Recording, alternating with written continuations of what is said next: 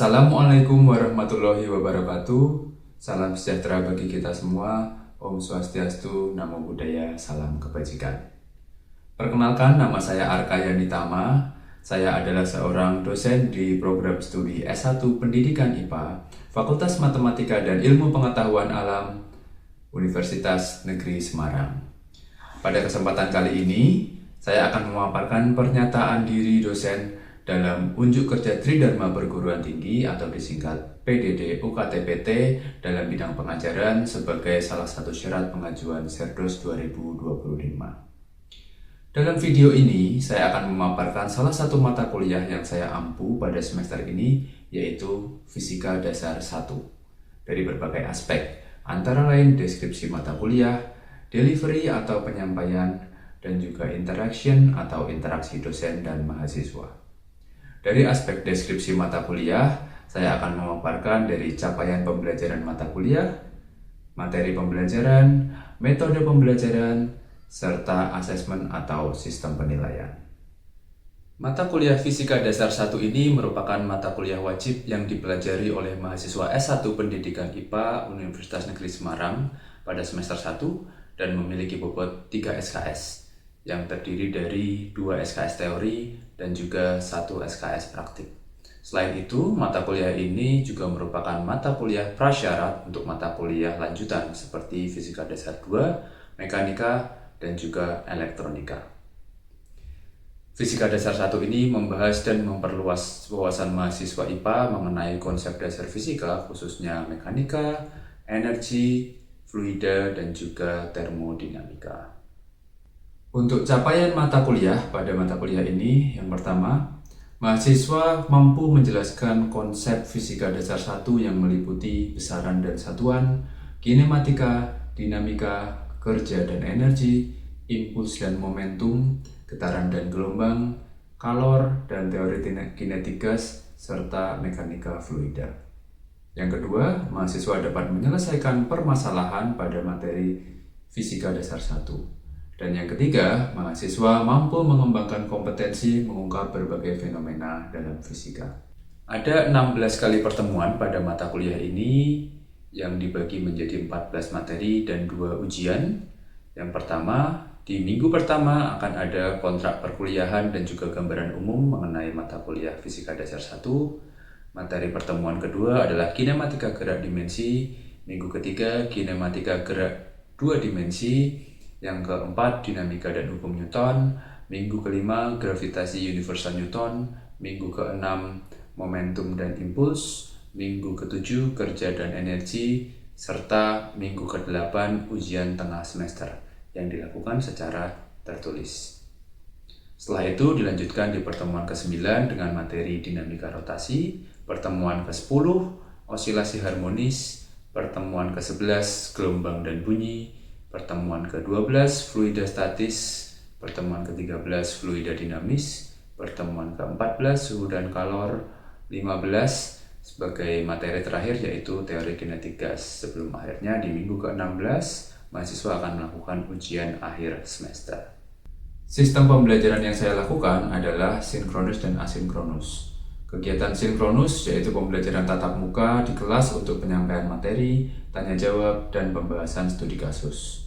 Sedangkan kegiatan asinkronus yaitu dengan memanfaatkan Learning Management System atau LMS yang dikembangkan oleh Universitas Negeri Semarang yang kita sebut sebagai ELENA.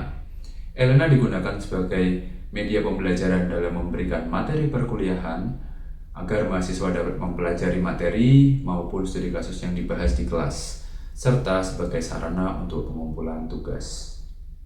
Metode pembelajaran pada kelas ini menggunakan metode case method atau studi kasus, yaitu strategi pembelajaran yang digunakan supaya mahasiswa lebih memahami materi yang disampaikan dengan cara menganalisa sebuah kasus, mengidentifikasi permasalahan, dan menemukan solusi sesuai dengan materi yang diberikan. Studi kasus yang diberikan akan dikerjakan secara individu, namun bisa didiskusikan dengan teman-teman di kelas. Pada aspek interaction atau interaksi antara dosen dan mahasiswa di kelas dapat berupa diskusi dan tanya jawab antara dosen dan mahasiswa.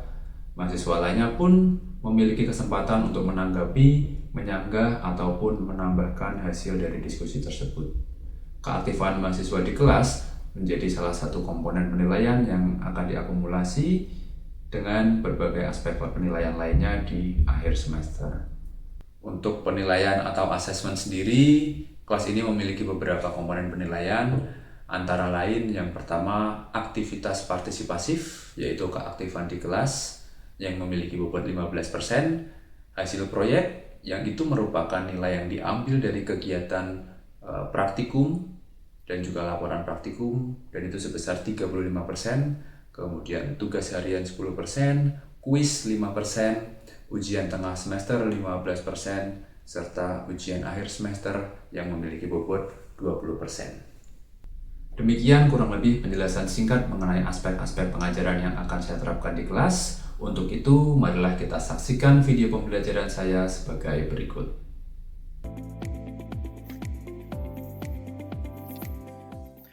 Selamat pagi, Assalamualaikum warahmatullahi wabarakatuh.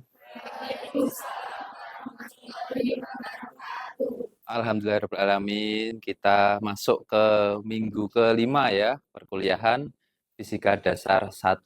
Sebelum kita mulai perkuliahan pada pagi hari ini, marilah kita berdoa terlebih dahulu, semoga ilmu yang kita pelajari hari ini dapat bermanfaat. Ya, menurut keyakinan masing-masing, berdoa dipersilahkan.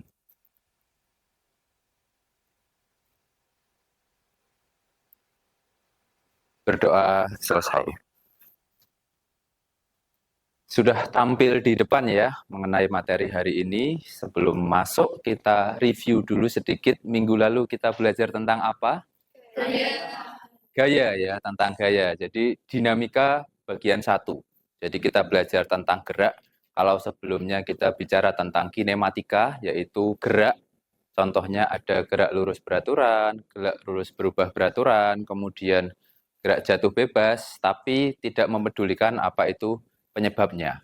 Nah, di minggu lalu, di minggu keempat, kita mempelajari tentang dinamika, hukum Newton 1, hukum Newton 2, dan 3, ya, dan juga contoh-contoh gaya. Ya, contoh gaya apa aja? Gaya gesek, gaya gravitasi, gaya berat, gaya magnet. Ya, magnet nanti kita pelajari di Fisika Dasar 2. Jadi gaya normal, jadi sebagian besar gayanya adalah yang tentang kontak fisik. Nah, untuk itu isinya apa saja di pertemuan kita minggu ini? Ada pertanyaan pemantik. Jadi nanti di awal ada sebuah kasus, sebuah problem. Nanti kalian bisa mendiskusikannya, kemudian saya beri materi tentang gaya gravitasi Newton, kemudian kuat medan gravitasi, serta gravitasi di permukaan bumi. Jadi kita masih serangkaian membahas tentang gaya yang ditemukan oleh Newton. Itu. Baik, yang pertama ya mengenai pertanyaan pemantiknya adalah mengapa bola yang dilempar ke udara jatuh ke tanah. Kemudian, kalau ini kira-kira ada yang mau menjawab atau tidak? Ya, karena ada gravitasi ya. Sejauh ini kita tahu bahwa kalau kita melemparkan benda ke udara, maka akan jatuh ke tanah. Nah, ini kemudian. Lalu mengapa bulan atau planet-planet lain tidak jatuh ke tanah, tidak jatuh ke bumi? Nah, ini yang perlu kalian diskusikan, jadi silahkan berkelompok terlebih dahulu. Satu meja, mungkin satu saja, jadi ini kelompok 1, kelompok 2, kelompok 3, kelompok 4, kelompok 5, kelompok 6. Saya beri waktu kurang lebih 5-10 menit untuk mendiskusikan. Setelah itu nanti silahkan dipresentasikan ke depan. Saya tunjuk secara acak ya.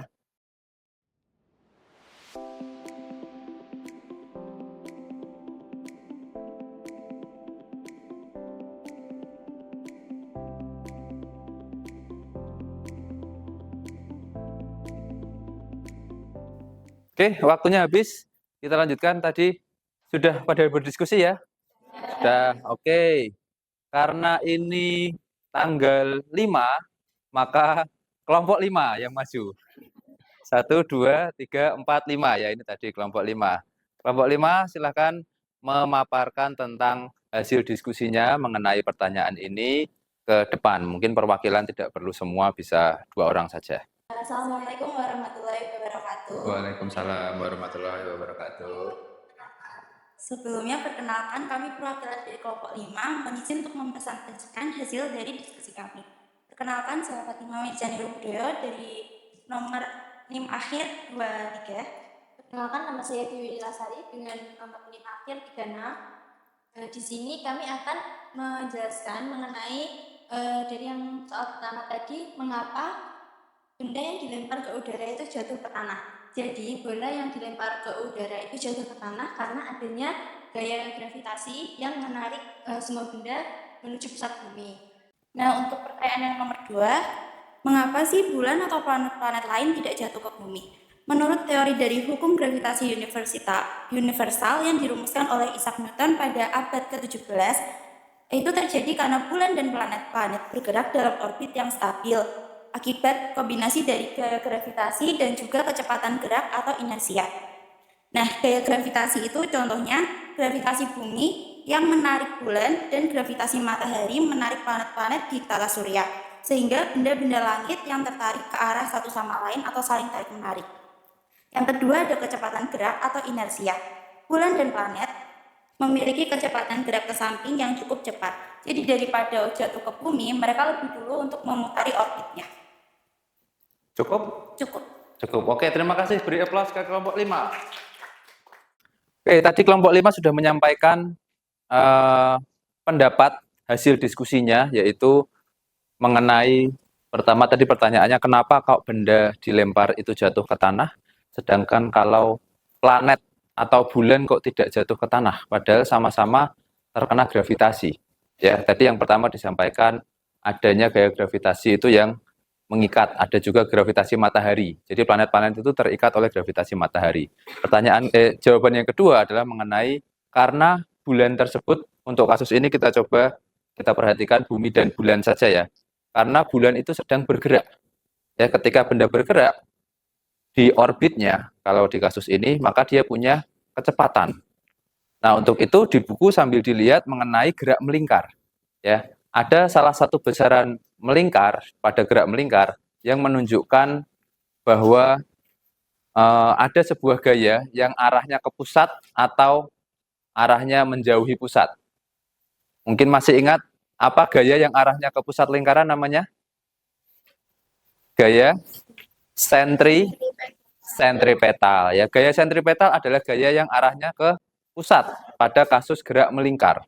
Sedangkan gaya sentrifugal adalah gaya yang arahnya menjauhi pusat atau berkebalikan. Nah, dalam kasus ini, kenapa kok bulan tidak jatuh? Kalian bisa lihat bahwa ketika benda bermassa itu bisa dianggap sebagai suatu benda yang mungkin bisa melengkungkan. Ini adalah dimensi ruang dan waktu. Nah, jadi ketika bulannya diam, itu dia akan jatuh. Dia akan terkena gravitasi sehingga dia akan bergerak jatuh. Tapi kalau misalkan bulannya itu bergerak, anggaplah gerak melingkar. Saya membuat contoh, misalkan ada benda dihubungkan dengan tali seperti ini ya. Gimana caranya saya membuat lingkaran dari benda ini? Diputar dengan kecepatan ya. Kalau saya lemes gini, membentuk lingkaran enggak? Enggak ya. Gimana caranya membentuk lingkaran? Ditambah. Nah, ini kan jadi bentuknya lingkaran kan? Ya, bentuknya lingkaran. Ini saya menciptakan sebuah gaya sentrifugal yang arahnya keluar sehingga dia seolah-olah seperti akan keluar. Nah, membentuk lingkaran. Tapi ketika kecepatannya lebih pelan, yang terjadi adalah seolah-olah mau jatuh. Apalagi diam, ini pasti jatuh. Ini kan. Nah, seperti itu. Nah, sama. Kalau tidak ada gravitasi, gerak si bulan itu bisa dikatakan dia bisa lepas. Jadi misalkan ini bumi, kemudian ini bulan ini bergerak ke sana. Kalau tidak ada gravitasi yang mengikatnya, ini adalah gravitasi, maka dia akan ke sana. Kalau tidak ada, ya, kalau ada gaya gravitasi, seolah-olah seperti tali yang mengikat, yang terjadi adalah dia bergerak melingkar. Seperti ini kan. Nah, maka itulah dia membentuk sebuah orbit. Jadi dari awal terbentuknya bulan, bulan itu teorinya adalah terbentuk dari patahan bumi. Dia tabrakan, kemudian yang satu jadi bulan, yang satu jadi bumi, kemudian bergerak muter. Dari awal terbentuknya bumi dan bulan. Nanti kalian akan pelajari di mata kuliah astronomi. Ya. Nah, masuk ke materi tentang gravitasi universal Newton. Ya, jadi Newton membuat sebuah formula, sebuah rumus yang mengatakan universal. Universal itu artinya apa? Keseluruhan ya, umum gitu ya. Bisa dipakai di semua hal, semua aspek. Nah, persamaannya mungkin saudara sudah kenal juga ketika SMA. Sudah ya? Masih ingat F, G, M1, M2 per R kuadrat. Yang kalau diartikan dengan bahasa yang sederhana adalah ada M1, ada M2. Oh, berarti ada dua benda bermassa. Ada R, berarti jarak ya, jarak R. Jadi artinya apa? Persamaan gravitasi universal Newton itu kalau disampaikan adalah bahasanya interaksi antara dua benda bermassa pada jarak tertentu. Nah, itu pengertian dari gravitasi. Nah, ada G. Apa itu G? Konstanta. Konstanta gravitasi umum yang nilainya 6,67 kali 10 pangkat min 11 Newton meter persegi per kilogram kuadrat. Itu adalah sebuah konstanta yang ditemukan oleh salah satu ilmuwan yang namanya Henry Cavendish. Jadi konstanta ini bukan dari Newton, tapi dari Henry Cavendish. Henry Cavendish seorang ilmuwan yang melakukan eksperimen tentang gravitasi universal Newton ini. Jadi beliau menggunakan sebuah timbangan dengan tali yang cukup tipis, tapi bebannya besar, ditunggu di ruang vakum. Bukan vakum sepenuhnya ya, di ruang yang tertutup sehingga tidak ada udara yang bergerak. Kemudian ditunggu beberapa saat, ternyata benda tersebut saling mendekati. Gitu. Kemudian dihitung sedemikian rupa sehingga mendapatkan nilai sekian. Oke, kalau ini sudah paham, ada sebuah soal. Jika rata-rata manusia dewasa, ya anggaplah 70 kg, ada dua pertanyaan di sini, nanti silahkan dicoba dikerjakan, kemudian saya minta dua orang relawan maju menuliskan hasil pekerjaannya ke depan.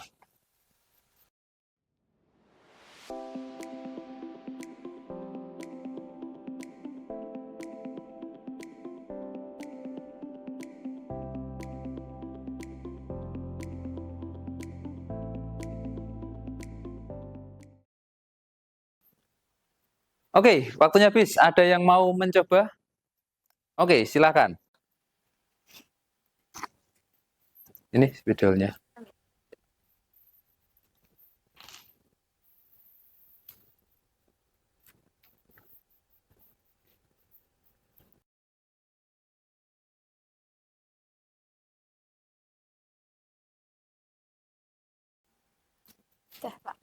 Oke, ini ya pekerjaan dari Mbak Frisda. Mungkin bisa dijelaskan sedikit Mbak Frisda mengenai yang disampaikan, yang dituliskan di depan. Oke, baik. Jadi yang pertama, yang A itu kan diketahui M1 atau massa dari manusia itu sebesar 70 kg. Kemudian yang kedua itu massa dari bulan itu 7,35 dikali 10 pangkat 22 kg. Kemudian yang G besar ini termasuk konstanta gravitasi umum, itu udah ketetapan, yaitu 6,67 kali 10 pangkat minus 11. Kemudian R itu jarak, kita ubah dari kilometer menjadi meter, itu mendapat 3,8 kali 10 pangkat 8 meter. Kemudian karena udah diketahui semua, dimasukkan ke rumusnya, F sama dengan G dikali M1 kali M2 per R kuadrat. Dimasukkan dari yang sudah diketahui, nanti didapat hasil gaya gravitasinya atau F itu sekitar 0,023 Newton. Oke, ini ilustrasinya ya? Iya, Oh, ini ilustrasinya. Jadi ini orangnya berada di bumi gitu ya, seperti kita. Kemudian ini bulannya. Jadi R-nya itu jarak antara manusia dengan pusat bulan. Oke, pusat bulan. Berarti ini kan bulannya pusat bulan. Nah, seperti ini R-nya. Seperti ini ya, teman-teman ya. Oke, terima kasih, kita beri aplaus untuk Mbak Frisda. Baik, ini tentang gaya gravitasi universal Newton. Sampai di sini apakah ada pertanyaan? Saya, Pak. Oh ya, silakan. Mas siapa? Kenalkan, nama saya Dita Nafra Prabowo dengan nama akhir 12, izin bertanya. Tadi kan gravitasi merupakan interaksi antara dua benda yang bermassa. Betul. Nah, apakah kedua meja yang di depan ini memiliki gaya gravitasi, Pak? Oke, pertanyaan yang bagus dari Mas Aditya ya, Iya. panggilannya Mas Aditya. Tadi pengertian tentang gaya gravitasi itu kan interaksi antara dua benda bermassa. Tapi kenapa kok dua kursi ini tidak tarik-menarik gitu mungkin ya? Apakah ada gaya gravitasinya kira-kira? Dari teman-teman yang lain kira-kira ada nggak?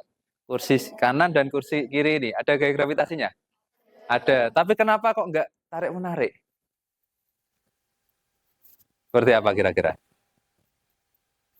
Kalau gaya gravitasi kan gaya tarik kan? Gaya tarik. Nah, tapi kok nggak tertarik? Jawabannya adalah silahkan coba dimasukkan rumusnya. Misalkan ini 50 kilo, ini 50 kilo. Kalian masukkan ke persamaan ini. 50, 50. Jaraknya berapa ini? 1 meter lah ya. 1 meter, 1 kuadrat. Hasilnya seperti apa kira-kira? Kira-kira aja. Karena konstantanya itu minus 11. Ya, minus 11 itu berarti kan 0,00000 sampai panjang kan. Nah, itu dikali tadi mungkin 50 kali 50, 250 dibagi 1. 250 dikali 0 yang panjang itu tadi. Jawabannya ada, tapi tidak berpengaruh. Tidak mengakibatkan dia tarik-menarik. Sebetulnya ada gaya tariknya. Jadi kalau digambar diagram bebasnya dia tetap ada gaya tarik-menariknya. Tapi karena nilainya sangat kecil, maka dia tidak terlalu berpengaruh. Nah, saya lanjutkan tentang kuat medan gravitasi. Nah, kalau tadi gravitasi, gaya gravitasi, oke, perlu dipahami ya, ada gaya gravitasi, ada percepatan gravitasi. Ini kita bahas kuat medan gravitasi. Tadi interaksi antara dua benda bermassa. Kalau kuat medan gravitasi itu kita hanya melihat satu. Maksudnya gimana, Pak? Gaya gravitasi muncul akibat interaksi antara medan gravitasi yang dihasilkan suatu massa dengan massa lain. Artinya dalam tiap-tiap massa itu sebetulnya dia sudah punya medan sendiri. Kita analogikan seperti medan magnet. Medan magnet itu seperti apa? Misalkan ini sebuah magnet. Saya letakkan di sini. Maka ketika dia di sini di luar medan magnetnya tidak akan bergerak. Tapi ketika anggaplah ini logam, ketika dia masuk ke dalam medan magnetnya, maka dia akan tertarik. Jadi medan magnet itu sebuah sebuah besaran yang arahnya selalu ke pusat benda bermassa tersebut. Nah, ketika dia masuk ke dalam medannya, maka dia akan tertarik. Nah, itu kita lihat dari satu sisi saja. Artinya satu massa saja. Kalau kita ubah ke dalam persamaan matematis, kurang lebih seperti ini. Pada permukaan bumi barusan saya jelaskan bahwa F sama dengan W sama dengan M kali G. Maka hubungan gaya dengan percepatan gravitasi penurunannya seperti ini. Kita masukkan W ini tadi. Ini adalah gaya berat. Ya, gaya berat mg ya. Ini adalah gaya gravitasi. Baik, mengenai kuat medan di permukaan bumi ya. Ini kita kerjakan bersama-sama. Jadi ketika kita di permukaan bumi, seperti kita duduk di gedung D1 sekarang, kita di permukaan artinya nempel dengan tanah, itu berarti kita gunakan jari-jari ya, sebagai R-nya. Jadi masanya adalah ketika kita membahas bumi, berarti kita lihat kuat medan di permukaan bumi.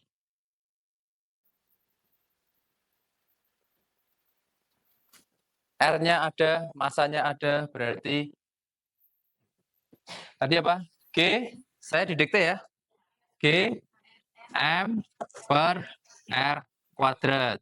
6,67 kali 10 pangkat min 11 kali 5,97 kali 10 pangkat 24 per 6,37 kali 10 pangkat 6 kuadrat. Seperti ini. Dibantu pakai kalkulator tadi sudah dihitung, ketemunya berapa? 9,8. Ada yang familiar dengan angka ini? Apa ini? Nilai dari percepatan gravitasi. Simbolnya juga G. Artinya apa? Nilai percepatan gravitasi itu didapatkan dari persamaan ini. Jadi kalau dulu taunya konstanta gravitasi pertama kali kenal gimana? Zaman SMP. Percepatan gravitasi 10 gitu ya. Nah, kalau SMP 10, kalau SMA 9,8. Nah, ini sejarahnya kenapa bisa mendapatkan angka 9,8 karena itu gravitasi di permukaan bumi. Nah, jadi kalau tinggi kalau lagi naik pesawat berarti berbeda, Pak. Ya berbeda. Ketinggian tertentu, makanya semakin tinggi kita gaya gravitasi terhadap buminya semakin kecil sampai akhirnya di luar angkasa kita tidak terpengaruh oleh gravitasi bumi. Seperti itu. Pernah nonton acara-acara yang orang di International Space Station melayang-layang itu ya, itu di YouTube ada. Itu kan berarti dia berada di kerangka acuan inersial yang tidak terpengaruh oleh gravitasi bumi. Ada nggak sebetulnya gravitasinya? Ada, cuman kecil. Seperti itu ya. Oke, jadi pembahasan kita di materi minggu ini sampai di sini. Jadi tentang apa tadi? Gaya gravitasi dan juga kuat medan gravitasi. Kemudian untuk penugasannya adalah silahkan mengkaji mengenai gerak satelit buatan. Tahu ya satelit buatan ya? Kalau satelit alami kan bumi. Ya, kalau satelit alami kan bulan ya. Kalau satelit buatan yang terbang-terbang itulah. Nah, silahkan dikaji gimana cara menerbangkannya, kemudian gimana kok bisa dia tidak jatuh. Ya, itu. Seperti biasa, penugasan ini nanti diunggah di LMS kita ya, yaitu di Elena. Sama seperti tugas minggu lalu, kita selalu gunakan Elena untuk pengumpulan tugas. Materi juga ini tadi sudah saya unggah di Elena ya. Sudah dilihat ya, tadi kemarin saya infokan materi tiap minggu akan saya unggah di Elena, di LMS, kemudian penugasan juga di Elena. Itu. Sambil dipelajari materi minggu depan yang juga akan saya unggah di Elena. Minggu depan materinya mengenai impuls dan momentum. Di buku juga di bab selanjutnya. Sebelum diakhiri, ada satu quotes tentang gravitasi. Ya. In the end, everything comes down to gravity. Apa kira-kira artinya ya? Ya, pada akhirnya semua akan jatuh terkena gravitasi. Itu sebuah kiasan yang artinya sejauh apapun kita meninggi ya, sejauh apapun kita terbang, sejauh apapun kita sombong, pada akhirnya kita akan kembali ke tanah gitu ya. Ya intinya mengingatkan kita untuk selalu rendah hati seperti itu karena ada gravitasi. Ya, cukup sekian perkuliahan di minggu ini. Kita akhiri juga dengan berdoa bersama-sama. Semoga dapat bermanfaat untuk semuanya. Menurut keyakinan masing-masing, berdoa dipersilahkan.